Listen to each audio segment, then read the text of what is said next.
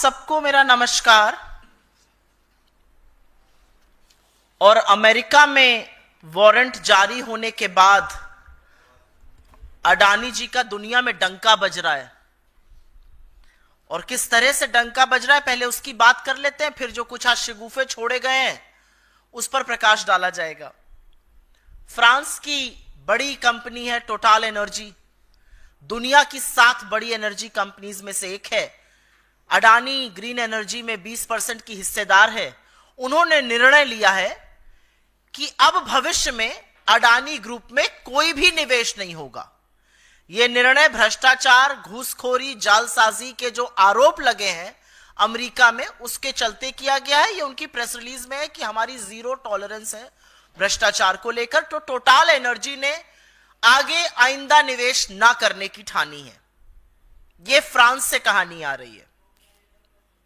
एक अमेरिकी एजेंसी है जो अब रिव्यू कर रही है कि श्रीलंका का जो बंदरगाह, जो पोर्ट अडानी को मिला था, उसके लिए फाइनेंस रिलीज किया जाए या ना किया जाए।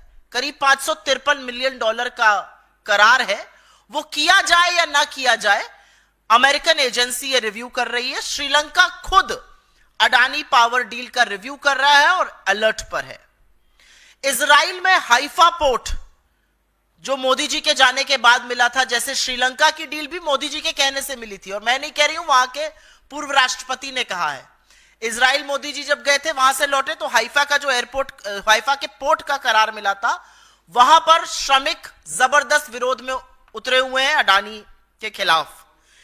कीनिया के राष्ट्रपति ने तो सदन में बताया कि एयरपोर्ट की और पावर की डील को हम रद्द करते हैं, और हम सबका सिर शर्म से झुका। जिस तरह का जश्न कीनिया ने मनाया अडानी की डील रद्द होने का, एक हिंदुस्तानी कंपनी ने इस तरह हमारा सिर शर्मसार किया। कीनिया में भी मोदी जी की कृपा से ही कॉन्ट्रैक्ट मिला था, यह बात वहां के पूर्व राष्ट्रपति ने बताई थी। बांग्लादेश की कोर्ट ने अडानी पावर डील के जांच के आदेश दिए हैं। ऑस्ट्रेलिया में पहले ही अडानी के खिलाफ जबरदस्त घोर विरोध और प्रदर्शन चल रहा है। स्विट्जरलैंड ने अडानी से रिलेटेड, उनसे संलग्न करीब 2617 करोड़ रुपए फ्रीज कर दिए हैं जालसाजी और हेराफेरी के आरोपों के बीच में। अमेरिका में तो डंका ऐसा बज रहा है कि वारंट इशू हुए हैं। तो हर ओर अडानी घिर रहे हैं, सिवाय हिंदुस्तान के। हिंदुस्तान में वो सेफ रहेंगे क्योंकि यहां पर नरेंद्र मोदी जी के रहते हुए उनका कोई बाल से बाका नहीं कर सकता है। यहां असलियत यह है कि एजेंसियां मूक दर्शक बनी रहेंगी, वरना इतने संगीन, इतने गंभीर आरोप लगने के बाद आज तक, अभी तक उनकी गिरफ्तारी हो जानी चाहिए थी। अब आगे सुनिए आज क्या हुआ। आज रेटिंग्स एजेंसीज हैं, जो कंपनियां स्टॉक मार्केट पे लिस्टेड रहती हैं, रेटिंग्स एजेंसीज उस पर अपना आउटलुक, अपनी रेटिंग देती हैं। तो उन्होंने अडानी ग्रुप की तमाम कंपनियों को, मूडीज और फिच, 2 बड़ी रेटिंग्स एजेंसी हैं, उन्होंने अडानी की तमाम कंपनियों को डाउनग्रेड कर दिया, आउटलुक नेगेटिव कर दिया। और उन्होंने कहा कि जिस तरह के आरोप लगे हैं, आने वाले दिनों में अपग्रेड की तो कोई संभावना नहीं है, डाउनग्रेड जरूर हो सकता है। यह रेटिंग्स एजेंसी की बात है। तो इधर से उधर से हर तरह से शेयर प्राइस आप भले बचाते रहिए, लेकिन शेयर मार्केट के जो बड़ी रेटिंग्स एजेंसीज है वो आपको डाउनग्रेड करके आपके ऊपर नेगेटिव आउटलुक बोल रही है। तो आज सुबह सुबह बौखलाए अडानी के तंत्र ने एक शगुफा छोड़ा। और ये कुछ नहीं है, ये गंभीर आरोपों के बीच बचने का प्रयास है, उनकी बौखलाहट है। लेकिन यह जरूर लगता है कि जब शगुफा छोड़ा जा रहा था तो शगुफा छोड़ने वाले ने शायद आरोप पढ़े नहीं है, क्योंकि फटाक से वकालत का जामा पहनकर इस देश के प्रमुख वकीलों में से एक बचाव में उतरे। और उन्होंने यह भी कहा, मैं बचाव नहीं कर रहा हूं, मैं सिर्फ यह बता रहा हूं कि डिपार्टमेंट ऑफ जस्टिस का काउंट 1 से काउंट 5 में अडानी का नाम नहीं है।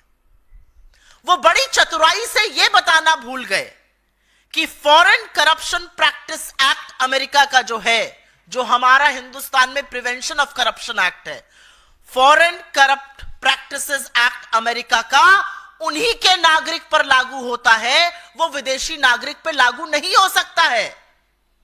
गौतम अडानी, उनके भतीजे विदेशी नागरिक है, वो भारतीय मूल के हैं। तो उन पर अमेरिका एफसीपीए के तहत आरोप लागू नहीं कर सकती है। लेकिन तमाम इनक्रिमिनेटिंग एविडेंस अमेरिका ने अपने ऑर्डर में दी है, जिसका अभी मैं आपको उल्लेख करूंगी। और काउंट 1 और काउंट 5 जो बड़ी चतुराई से, जैसे वकील लोग काफी अक्सर करते हैं, घुमाकर जलेबी बनाकर बोला गया, लेकिन यह बात छुपाई गई कि एफसीपीए उनका नाम दे ही नहीं सकता है, क्योंकि वो अमेरिकी नागरिक नहीं है। लेकिन उसी एफसीपीए ने अजोर पावर, जो अडानी की पार्टनर कंपनी है, जिसने अडानी के साथ यहां पर कॉन्ट्रैक्ट एसईसीआई से किया, जिसने पावर परचेजिंग एग्रीमेंट्स का खरीद फरोख्त किया, जिसके ऊपर आरोप है, उसके ऊपर भी आरोप है रिश्वत लेने का। और तमाम इनक्रिमिनेटिंग एविडेंस है कि क्या क्या किया गया। और अब मैं आपको बता देती हूं ऑर्डर का पैरा 47,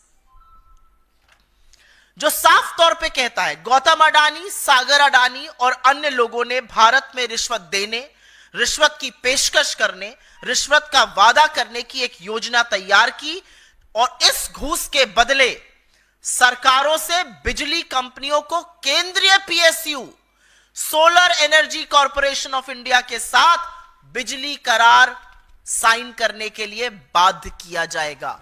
यह ऑर्डर से कोट कर रही हूं मैं, पैरा नंबर 47। तो जो आज शगुफा सवेरे छोड़ा गया था, नाम नहीं है, वो लोग चतुराई नहीं, पाप कर रहे झूठ बोलकर। इसी ऑर्डर में यह भी कहा गया, और यह पैरा नंबर 49 से मैं पढ़ रही हूं, कि अडानी और उनके लोगों ने राज्य की बिजली वितरण कंपनियों द्वारा पीएसएस को लागू करने के लिए, पावर सप्लाई एग्रीमेंट्स को लागू करने के लिए भारत सरकार के अधिकारियों को करीब करीब 2300 करोड़ की घूस दी, घूस देने की पेशकश की और घूस देने का वादा किया। यह पैरा 49 से मैं पढ़ रही हूं, उसी ऑर्डर का पैरा 49 है।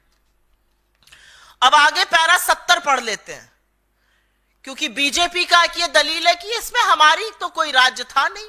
अरे जम्मू कश्मीर में आपकी सियासत चल रही थी, और यह सच है कि उड़ीसा और आंध्र प्रदेश दोनों जगह संकट मोचक बने नवीन बाबू और जगन रेड्डी आप ही के मोहरे थे, हर बार आप ही के बचाव में खड़े रहते थे, आपके बार बार सपोर्ट करते थे।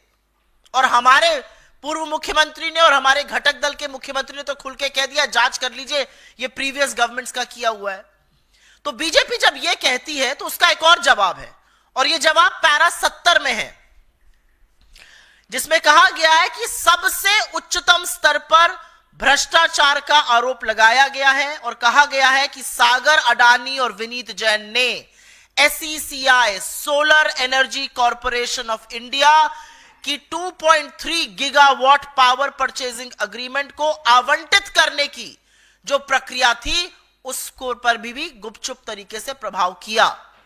Solar energy corporation of India Bharat सरकार की एक पीएसयू है, भारत सरकार की एक कंपनी है, और न्यू और रिन्यूएबल एनर्जी के तहत आती है।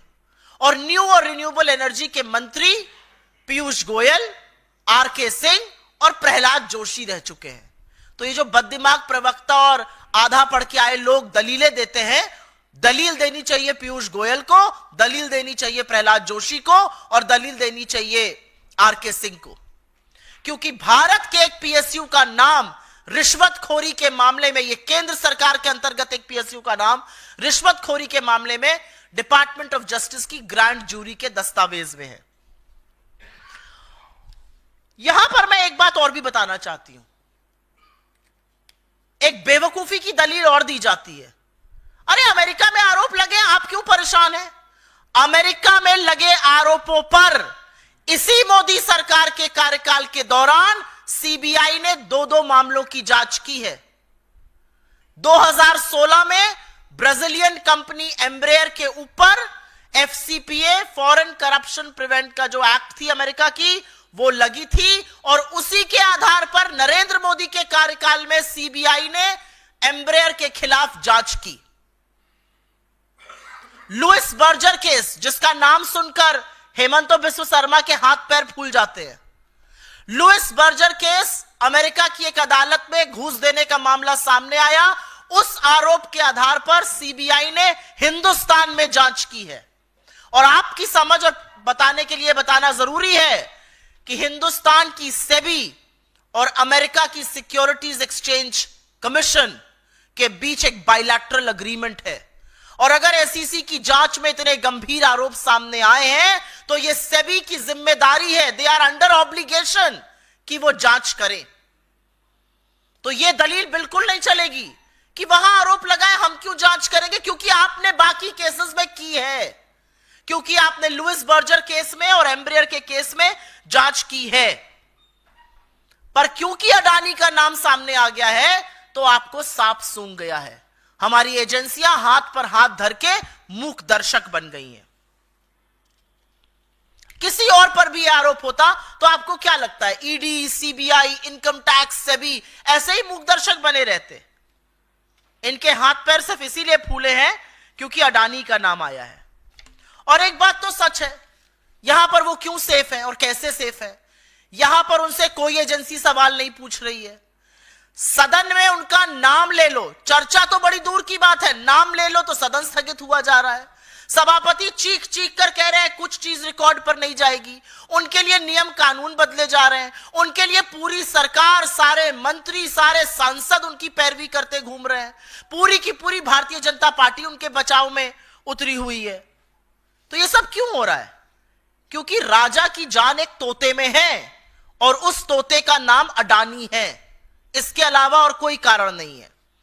इस मंच से हम मांग करते हैं कि लाखों करोड़ों की हेराफेरी, जालसाजी और रिश्वत के आरोपों से घिरे गौतम अडानी की जो विश्व जांच कर रहा है, विश्व की तमाम देश जांच कर रहे हैं, तमाम एजेंसियां जांच कर रही हैं, हिंदुस्तान में निष्पक्ष जांच हो। इतने संगीन आरोपों के बीच इस मंच से हमारी मांग है उनकी गिरफ्तारी हो। हमारी मांग है कि संसद में गौतम अडानी के खिलाफ लगे आरोप पर विस्तृत चर्चा हो और हमारी मांग है कि सत्तारूढ़ दल के सांसद, सरकार के मंत्री, सत्तारूढ़ दल बेशर्मी त्याग कर अडानी का बचाव करना बंद कर दे।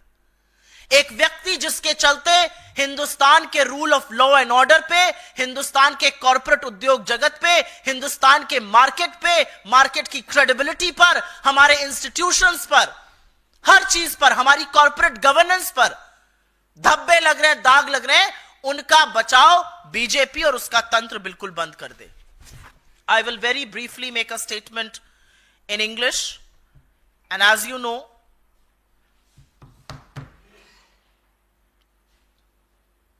Mr. Adani has been investigated by various countries across the globe ever since those warrants have been issued by the United States. Total Energy of France has decided that it will not make any fresh investments in the Adani Group. Remember, Total Energy is one of the top 7 energy companies in the world. It has a 20% stake in Adani Green. They have decided no fresh investments. All investments have been stalled. We all know that the American agency is now reviewing whether the funding should be allowed or should not be allowed for the Sri Lankan port that has been given to Adani. We all know Sri Lanka itself is reviewing the Adani power deal, one that became a reality thanks to the intervention of Prime Minister Modi. Israel, the Haifa port is facing huge challenges with labor unrest. The Kenyan government has already cancelled a port, an airport and a power deal. Bangladesh court has ordered a probe into the Adani power deal.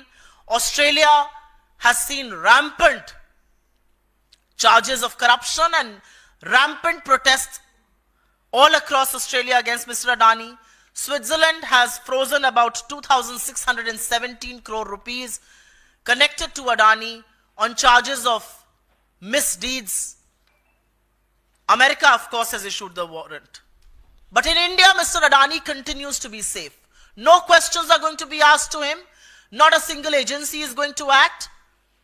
And the government is going to look the other way and will do all it can to protect Mr. Adani. The reality is that ratings agencies like Moody's and Fitch have downgraded Adani stocks and have kept their downgrade outlook to negative. They have also said it's unlikely the outlook will be revised to positive. It is very likely that they will be downgraded further. So this morning, the entire ecosystem of Gautam Adani and his company got together and issued certain statements. And it's important to remind what those statements are. A very senior lawyer in this country, who of course first gave the caveat, I'm not here to defend Mr. Adani, defended him with all the authority bestowed on him. He told reporters present there that count 1 and count 5 of the Department of Justice order does not name Mr. Adani. And that's the beauty of how lawyers sometimes skip the naked truth. The naked truth is that the Foreign Corrupt Practices Act mentioned in count 1 and count 5 can only be applied to American citizens. And because Gautam Adani is not an American citizen, his name doesn't feature there, but the reality is incriminating evidence and various mentions of Adani all through the order feature, and I will just talk about that in a bit. Azure Power, Adani's partner in America, has been named in count 1 and count 5. The reality also is that the documents of the grand jury of the Department of Justice very categorically state, and I will quote here, in para 47, it clearly says that Gautam Adani, Sagar Adani and others devised a scheme to offer, authorize, make and promise to make bribe payments to Indian government officials in exchange for causing state electricity distribution companies to enter into PSAs with the Solar Energy Corporation of India. Para 49, this is para 47 I quoted. Para 49 goes on to say that they offered and promised to Indian government officials approximately 2,029 crore rupees in bribe for exchange of causing the state electricity distribution companies to execute the power supply agreements. It doesn't just end there. Para 70 goes on to name the Indian government PSU, the public sector undertaking right under the nose of the central government, the Solar Energy Corporation of India, which comes under the aegis of the new and renewable energy ministry. And it says that SECI was influenced to change its process of allocating 2.3 gigawatts of PPAs to India's energy companies. Those are the charges. Very, very strict charges against a government PSU, and the reality is that not one person who has held that ministry, Piyush Goyal, R.K. Singh, Prahlad Joshi, not one person comes to the fore and makes any case for it. An Indian PSU being named in the order.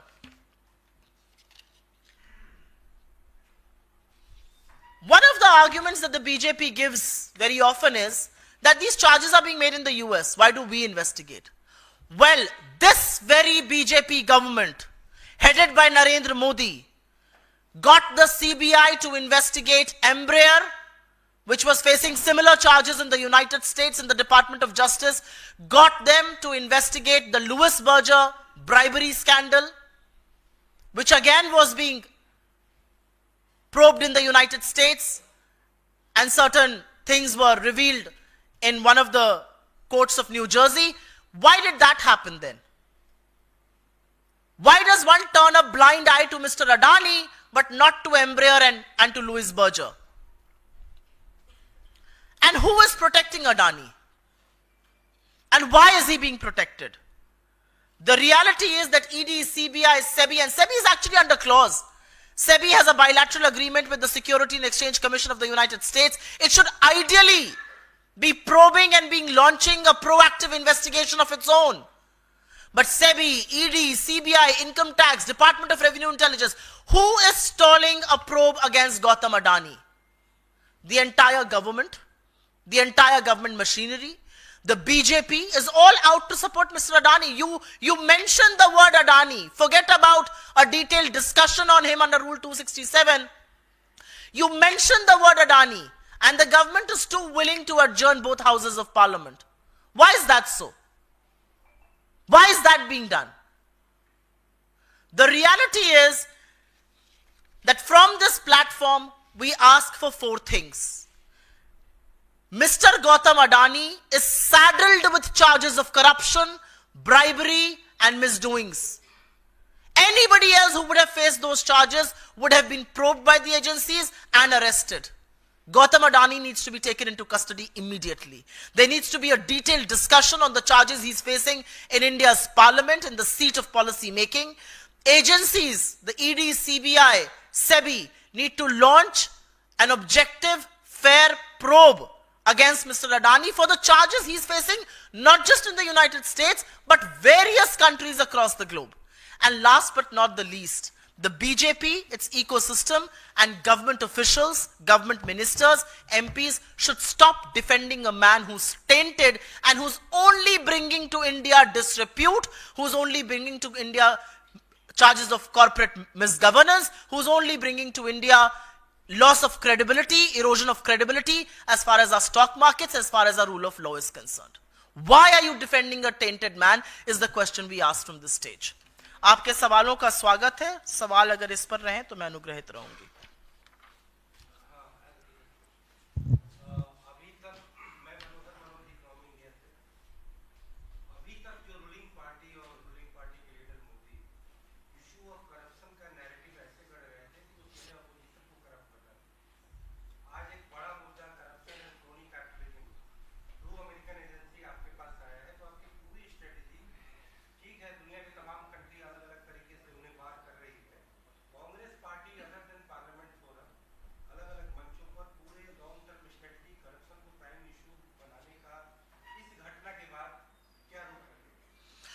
मुझे लगता है हम अडानी का मुद्दा आज से नहीं उठा रहे हैं. हम अडानी का मुद्दा उस दिन से उठा रहे हैं जिस दिन से उनके खिलाफ स्टॉक मैनिपुलेशन का, ओवर इनवॉइसिंग का, राउंड ट्रिपिंग का, शेल कंपनीज के बड़े गंभीर चार्जेस लगे थे. ये पहली बार मैं प्रेस कॉन्फ्रेंस नहीं कर रही हूं. मेरे सहयोगियों ने, मेरे नेता ने, मेरे अध्यक्ष ने लगातार प्रेस कॉन्फ्रेंसेस करी है, लगातार चुनावी मंचों से इस मुद्दे को उठाया है और हम लगातार अडानी से स्पष्टीकरण मांग रहे हैं और देश की सरकार से यह आशा कर रहे हैं और उनसे कह रहे हैं कि अडानी की जांच कीजिए. इसके चलते हिंदुस्तान की बहुत बेइज्जती हो रही है, हमारी साख गिर रही है. ये पहली बार नहीं है. हमारे लोगों ने अपनी सारी राजधानियों में प्रेस कॉन्फ्रेंस करी है, हमने सदन में यह मुद्दा उठाया है और मेरे नेता राहुल गांधी ने जब अडानी और मोदी की बखिया उधेड़ी थी तो उनकी सदस्यता तक लेने का कुत्सित प्रयास भारतीय जनता पार्टी ने किया था. तो हम अडानी का मुद्दा अभी से नहीं उठा रहे हैं.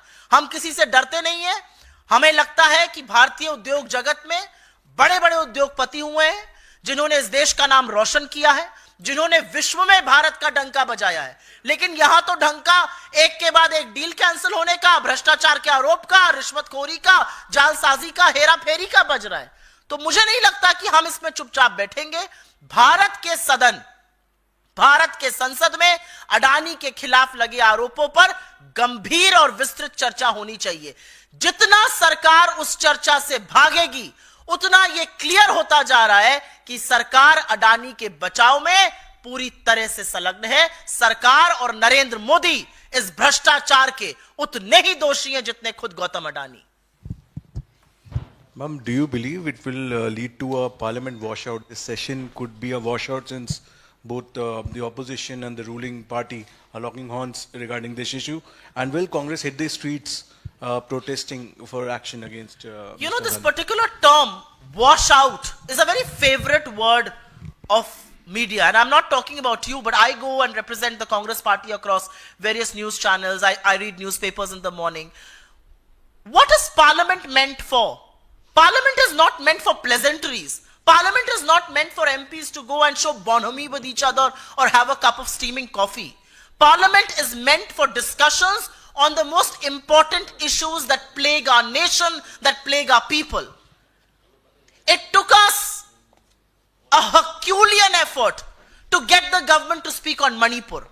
The government doesn't want to discuss unemployment. The government doesn't want to discuss high prices. The government doesn't want to discuss income inequality. But when you have an Indian corporate who's facing criminal indictment charges and everybody knows of the proximity that he and Narendra Modi share, how are we expected to keep quiet? I mean, what do you expect the opposition to do? Pretend nothing has happened? I mean, Australia, Sri Lanka, Bangladesh, Kenya, France, Switzerland, United States, everybody is probing Adani. Everybody is cancelling deals. Everybody has leveled very, very serious charges. It raises questions on us. Is anybody in the government willing to come out and tell you that for the last 12 quarters FDI has been falling? Why is it falling? You know, this whole tom-tom, FDI, RI, why is FDI falling? Because somewhere in the minds of investors, India as the preferred destination for investment, where rule of law, where fair practices, where corporate governance is incredible, has been eroded. And has been eroded because you have one crony capitalist who you want to create into a monopoly. You've created his monopoly in ports, in airports, in power purchase agreements. All of the Prime Minister's foreign trips seems to be a business deal to get Mr. Adani some new deals. How are we expected to keep quiet? And this matter is not just about corporates. This matter affects the people of this country. What was Mr. Adani trying to do? He was trying to bribe, and he did bribe. And let me tell you one thing. When the US documents say Indian officials, it does not mean Indian officials like we do, that bureaucrats. It means Indian officials as in Indian politicians at large. What was he trying to do? He was trying to coax all of these people to buy expensive electricity, and who would bear the burden of it finally? The people of this country. I very often fly to Lucknow. I was stunned to know that at the Adani airport in Lucknow, you have to pay over 3,000 rupees for a wheelchair. That's what creation of monopoly does. So what do you expect us to do? Look the other way, keep quiet, pretend nothing has happened. I mean, this is an issue which has huge ramifications for India's corporate sector, for India's markets, for India's small investors, for our credibility. Obviously, we're going to talk about this. And Parliament is meant to discuss these things. Parliament is not meant to tap your desks and shout Modi, Modi. मैं इसको हिंदी में भी बोलना चाह रही हूं. ये जो एक बड़ा शब्द है ना, ये वॉश आउट, ये मीडिया का बड़ा चर्चित, उनका बड़ा, आप लोगों का बड़ा ये प्रिय शब्द है. आपको बहुत अच्छा लगता है ये शब्द. और आपसे ज्यादा आपके जो कमांडो वॉरियर एंकर स्टूडियो में बैठते हैं, उनका तो बहुत ही उम्दा प्रिय है. रोज ऊपर लिख के आता है वॉश आउट, वॉश आउट. क्या है वॉश आउट? और भारत का सदन क्यों है? भारत का संसद किस लिए है? भारत का संसद गर्म कॉफी पीने के लिए, एक दूसरे से गलबैया करने के लिए. भारत के सदन में, भारत के संसद में जो सबसे गंभीर मुद्दे हैं, जो सबसे ज्वलंत मुद्दे हैं, उन पर चर्चा होनी चाहिए. एक आपका उद्योगपति जो नरेंद्र मोदी का चहेता है, ये सारी दुनिया जानती है. नरेंद्र मोदी के कहने से उसको श्रीलंका में, बांग्लादेश में, इजराइल में, कीनिया में, हर जगह डील मिलती है. एक ऐसे उद्योगपति के खिलाफ संगीन आरोप यूएस की डिपार्टमेंट ऑफ जस्टिस की ग्रैंड जूरी ने लगाया है. 2 साल की जांच के बाद लगे ये आरोप. उसमें एफबीआई और एसईसी संलग्न है. दुनिया भर के देश, Kenya, Sri Lanka, Bangladesh, Switzerland, Australia, America, सब जांच कर रहे हैं अडानी के खिलाफ. सब एक के बाद एक डील कैंसिल कर रहे हैं, उनका पैसा फ्रीज कर रहे हैं. और हमारे यहां हम ऐसा प्रिटेंड कर रहे हैं मानो कुछ हुआ ही नहीं हो.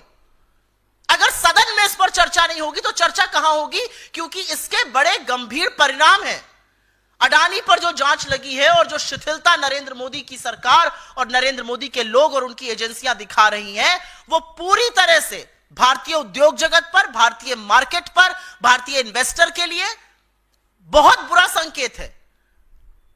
ये कहीं ना कहीं हमारी जो कानून व्यवस्था है उस पर सवाल उठाता है. ये फेयर प्ले पर सवाल उठाता है. ये कॉर्पोरेट गवर्नेंस पर सवाल उठाता है. और इसलिए इसकी चर्चा सदन में होनी चाहिए. हमें मशक्कत करनी पड़ी थी जब इस सरकार ने मणिपुर पर चर्चा करी थी, और आप सबने देखा था कि 36 सेकंड मणिपुर बोलकर प्रधानमंत्री निकल गए थे. यह सरकार बेरोजगारी पर चर्चा नहीं करेगी, महंगाई पर नहीं करेगी, आर्थिक असमानता पर नहीं करेगी, अडानी पर नहीं करेगी. तो मोदी वंदन करने के लिए सदन नहीं है, वो बीजेपी के हेडक्वार्टर में करिए.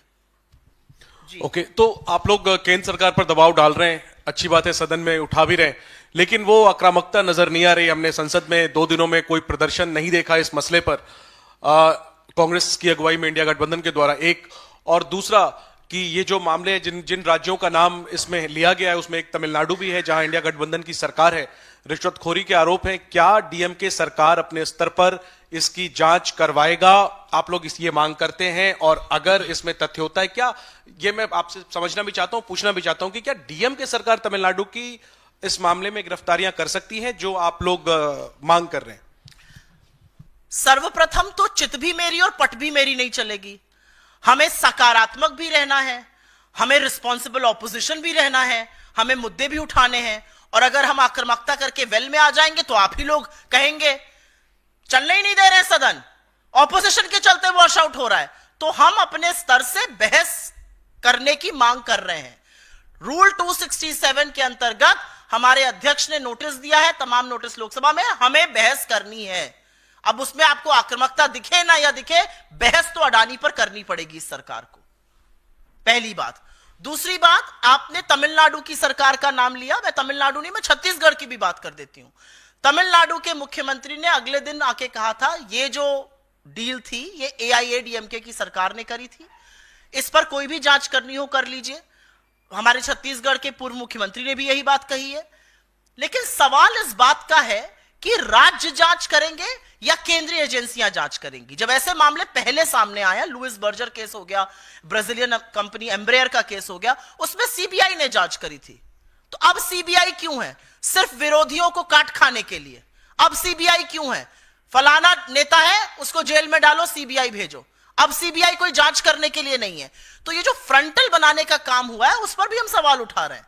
और आपकी बात बिल्कुल वाजिब है। हमारे नेताओं ने तो एक डोनेशन दिया था अडानी ने 100 करोड़ का, और वो स्किल डेवलपमेंट यूनिवर्सिटी बनाने के लिए दिया था। हमने वो उनके मुंह पर दे मारा, हमें नहीं चाहिए भैया, इतने भ्रष्टाचार से घिरे आरोप से हमें पैसा भी नहीं चाहिए।